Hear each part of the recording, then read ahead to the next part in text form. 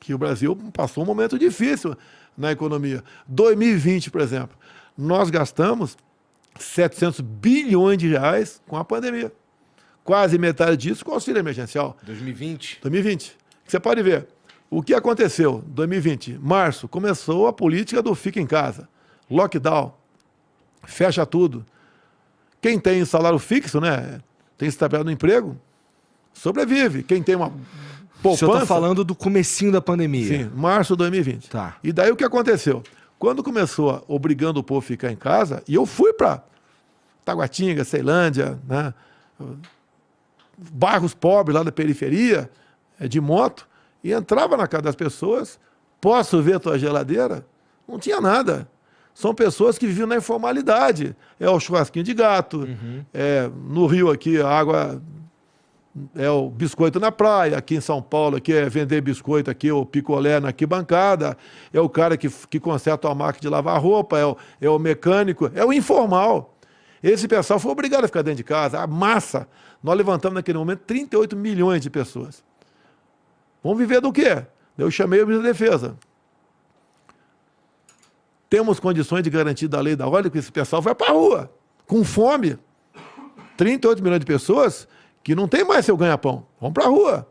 Irresponsabilidade de fazer o que estão fazendo sem dar alguma coisa para eles.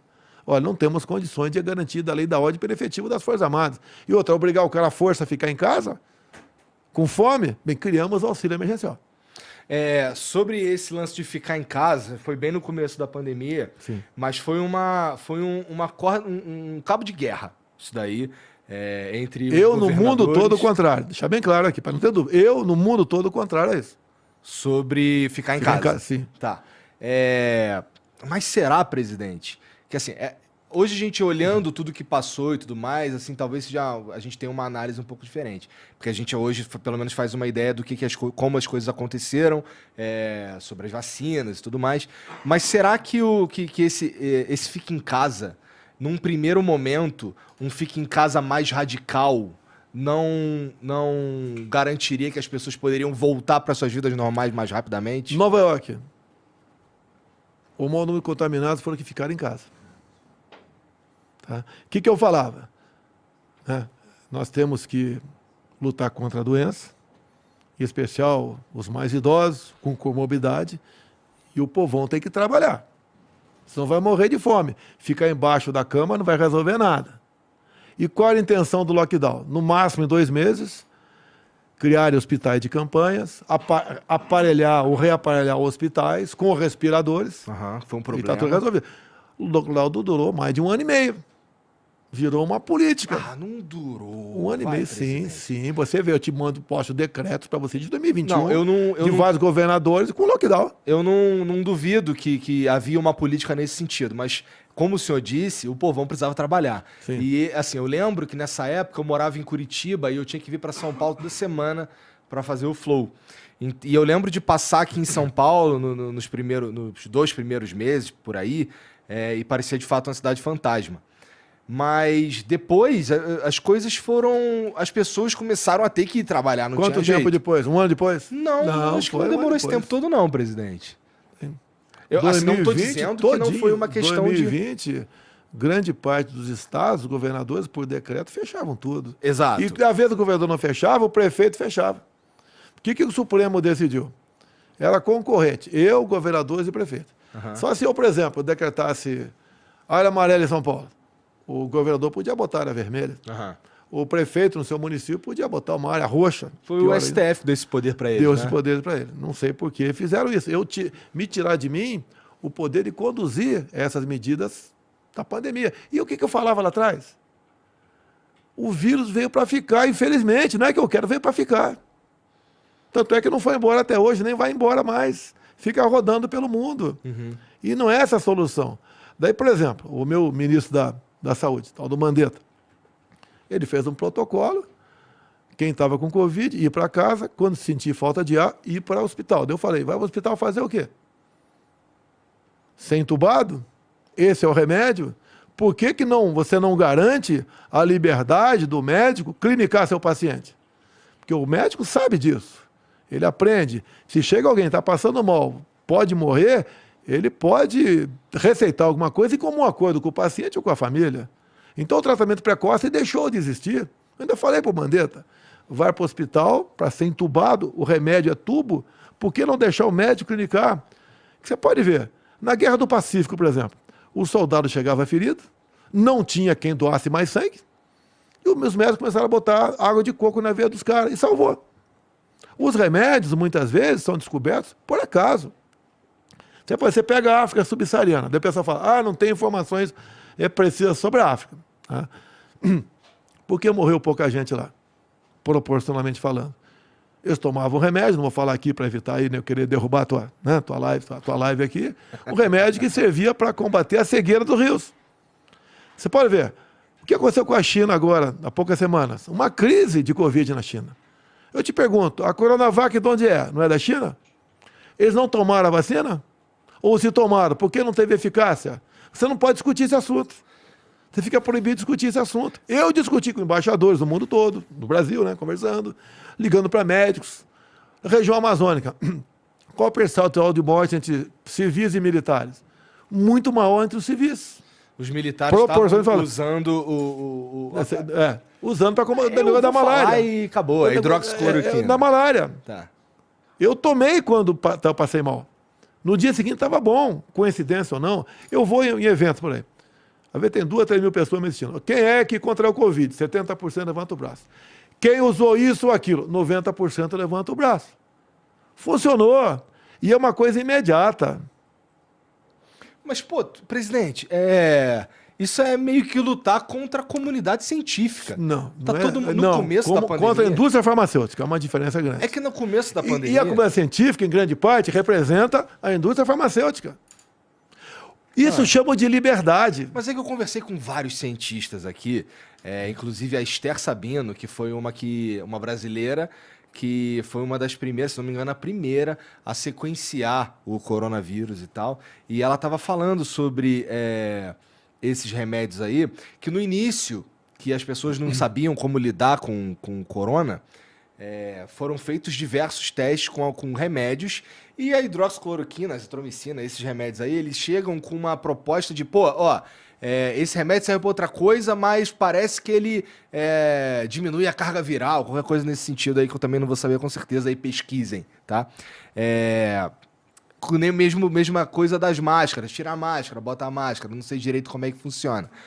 Mas depois, assim, começaram a surgir os estudos dizendo que o lance esses remédios, eles não tem uma relação direta entre ficar bom ou não. Pode ser que não tenha nenhuma mesmo, né? Pode ser um placebo? Pode ser. Mas chama-se liberdade médica, autonomia médica, que foi também castrado essa questão. Você quer ver, quando se fala em vacina, me acusam de não ter comprado vacina. Em 2020, quando é que começou a primeira vacina? Em dezembro, no Reino Unido. A Pfizer, eu vi o presidente da Pfizer dizendo que estava em negociação com o governo brasileiro desde maio, eu acho, 2020. Sim. Né? 2020. E aí, como é que foi? Por que olha só, o que acontece? Vai. Eu acredito que 90% do pessoal que está me ouvindo aqui não lê a bula de remédio. Eu não leio. Tá? Se eu não ler. Agora, eu li a bula, que era o contrato da Pfizer. Tá. Em 2020, estava escrito lá, um dos itens, não nos responsabilizamos por qualquer efeito colateral. Falei, peraí. Mas isso não é padrão? Não. Tipo, os Estados Unidos assinam uma parada Ninguém dessa. é contra a vacina. Eu tomei um montão de vacina na minha vida. Essa agora é uma vacina experimental. Quem está fabricando não se responde, que efeitos colaterais são esses? Daí eu lancei aquela do jacaré. Pelo amor de Deus, cara. Uma figura de linguagem. O mundo caiu na minha cabeça. Eu já falei algumas vezes aqui, não é porque o senhor está na minha frente, não, mas eu já falei aqui que tem tanta coisa para criticar isso, daí não me parece ser uma melhor delas, né? Eu podia falar outro bichinho qualquer, né? Quem sabe fosse mais simpático, tá certo? Mas figura de linguagem, o mundo caiu na minha cabeça. Castraram a liberdade do médico. Inclusive teve um projeto de lei do senador, agora vale a pena ouvir, do senhor Omar Aziz, que eu dei uma força no projeto de lei dele. Ele condenava até 3 anos de cadeia o médico que receitasse qualquer coisa fora da bula. Até a vovó, né, o chazinho da vovó, ia ser condenado.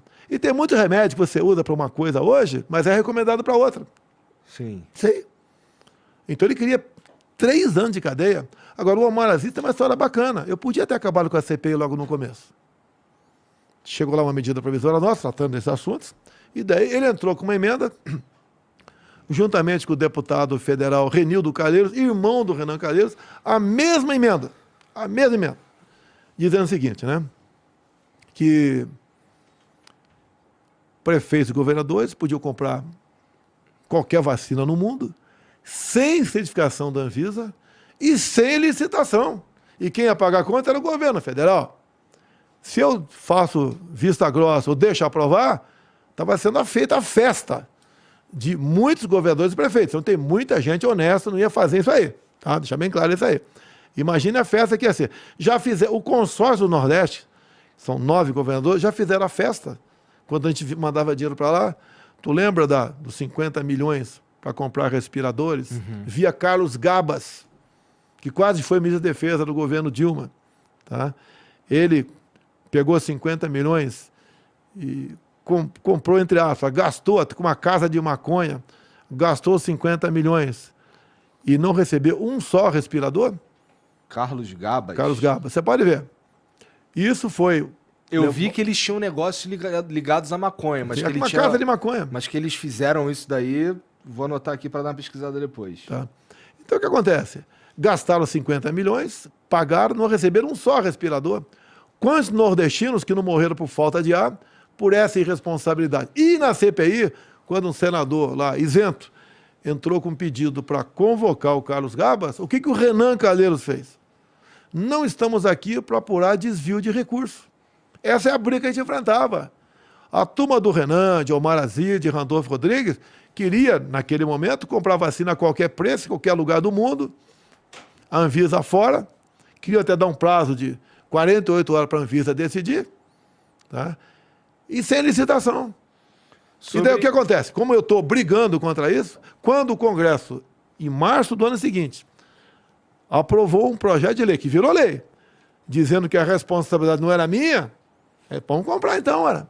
E compramos, não só da Pfizer, como outras também, Coronavac. Responsabilidade de efeitos adversos. Sim.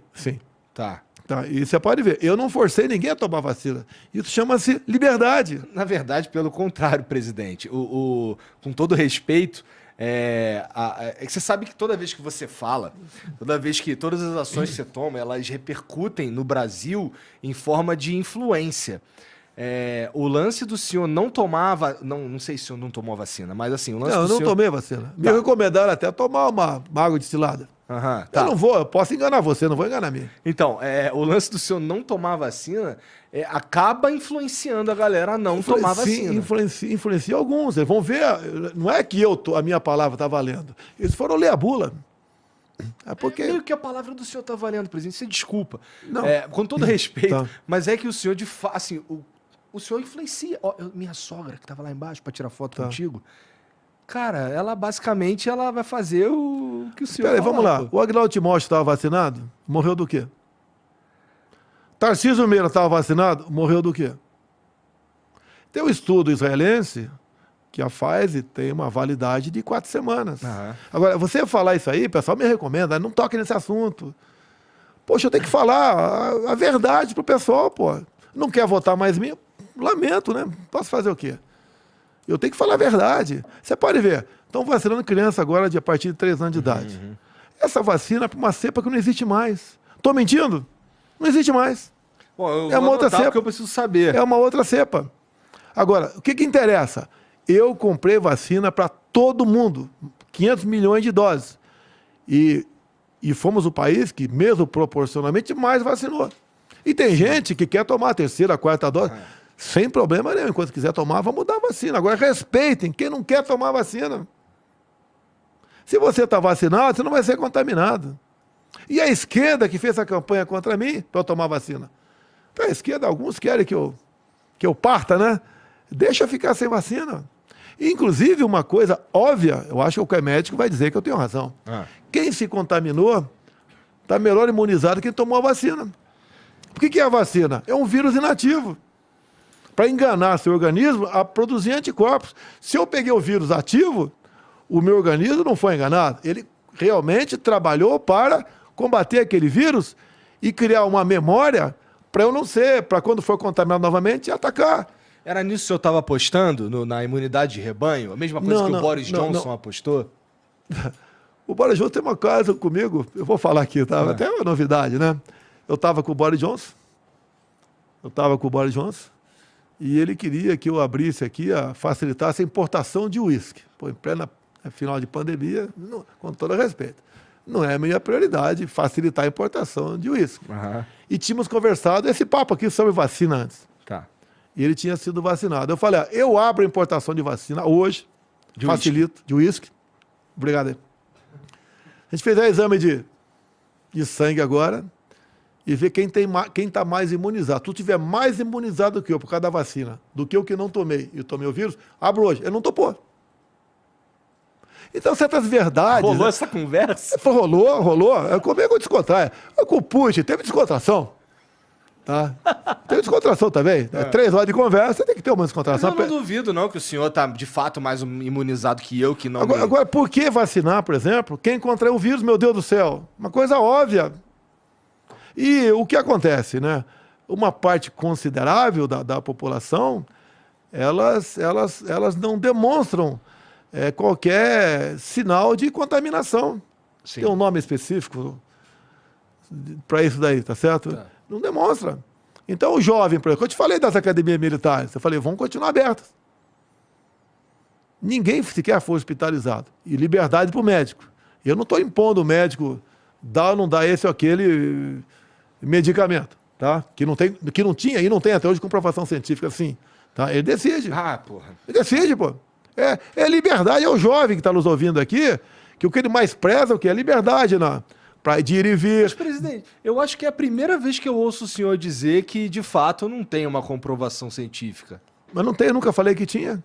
Mas também nunca falou que não tinha. Não tinha, não falei que não tinha. Mas é uma doença rara.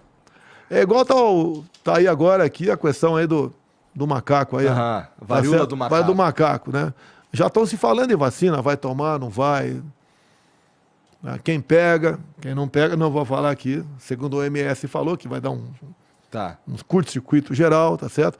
Você tem que ter a liberdade, meu Deus do céu. Você pode ver, a imprensa bateu muito naquele negócio da malária, tá, que tinha efeito colateral. Tá. Mas, em 2016, se recomendou esse remédio para malária porque estava com a mulher que estava com Zika vírus. Lá, em 2016, não tinha efeito colateral. 2020 passou a ter efeito colateral. Então, entrou, sim, o interesse da indústria farmacêutica, que é poderosíssima. Tá? Entrou muito interesse em jogo. Isso é quando você pega os grandes médicos, né? Não são todos, deixar bem claro aqui, mas muitos estão vinculados à empresa da indústria farmacêutica. A gente começou a vacinar aqui no Brasil, se eu não me engano, uns 20 dias depois. Janeiro de 21. Janeiro. A primeira vacina do mundo foi em dezembro de 2020. Tempo recorde. Trabalho feito pelo Pazuello lá atrás. Mas a gente perdeu a chance de ser o primeiro lugar do mundo a vacinar? Não, olha só. O que aconteceu? Os países que produziam vacina, a prioridade é para o seu povo. Faz sentido. Não tinha vacina assim. Nós estamos batendo, chegando próximo a 8 bilhões de habitantes no mundo. Sim. Não tem como você produzir vacina. Agora, nós, por contratos assinados lá atrás, tá, nós conseguimos até melhor negociar com a Pfizer o contrato de 21 do que o previsto de 20. Tá. Então entrou várias vacinas. Eu vi lá o presidente da Pfizer, ele falou na CPI da Covid que eu queria saber qual que é o fim disso daí, que eu não sei, não ouço mais falar sobre isso. Mas ele fala lá que, na época, o ministro da Saúde, que eu acho que era o Pazuello, falou que precisava de um aval da Anvisa e tinha um problema de insegurança jurídica, que provavelmente era esse lance de assumir a responsabilidade sobre qualquer efeito adverso. Não tenho certeza, só estou assumindo aqui. A Agência Nacional de Vigilância Sanitária é o que diz se tal medicamento pode ou não ser usado aqui no Brasil. Tem que passar por lá. Não existe um medicamento no Brasil que não passe pela Anvisa. Na época, né, que fosse, acho que 48 horas, tempo recorde. Depois passaram para 5 dias. Mas que época que o senhor está falando? É isso aí, 2000. 20 e 21. Tá? Queriam praticamente alijar a Anvisa. O presidente da Anvisa brigou contra isso. Porque quando você pega, por exemplo, a documentação de uma vacina, são 10 mil páginas, que você não vai ler assim, né? Você vai ter que ler e interpretar. Não é ler, você tem que ler e interpretar. E a responsabilidade passa a ser do pessoal da Anvisa. Então, o almirante Barra exigiu que aquele tempo era muito exíguo. Não dava para fazer daquela maneira. E a imprensa pancada nele, pancada em mim. Eu não interferi em nada. Eu fui pela legalidade. Olha, esse medicamento não tem a comprovação científica ainda e eu não posso assinar, comprar, porque o mundo vai cair na minha cabeça. Se o cara virar jacaré, lembra, né? O mundo vai cair na minha cabeça. E eu não quero ter essa responsabilidade. Tanto é que eu mostrei, eu falava nas minhas lives que a Pfizer não se responsabiliza por efeitos colaterais. A decisão é tua, cara, não é minha. Eu tô mostrando para você. Era muito mais fácil eu estar do outro lado. Era muito mais fácil. Eu acho que o senhor sairia como herói, inclusive. Sim. Eu acho que a aposta... Porque assim, você está falando várias vezes aqui que foi pelo que o senhor acreditava ser certo. Sim. Mas ficar do outro lado da aposta era politicamente muito melhor. Mas eu não fiquei do outro lado do politicamente correto. Eu fiquei em cima do muro. Olha, é isso. Você tem que decidir se vai tomar vacina ou não. Como eu falei agora, a questão de criança. Você tem que decidir. Você tem que ler a bula, meu Deus. É o teu filho que está em jogo, a vida dele.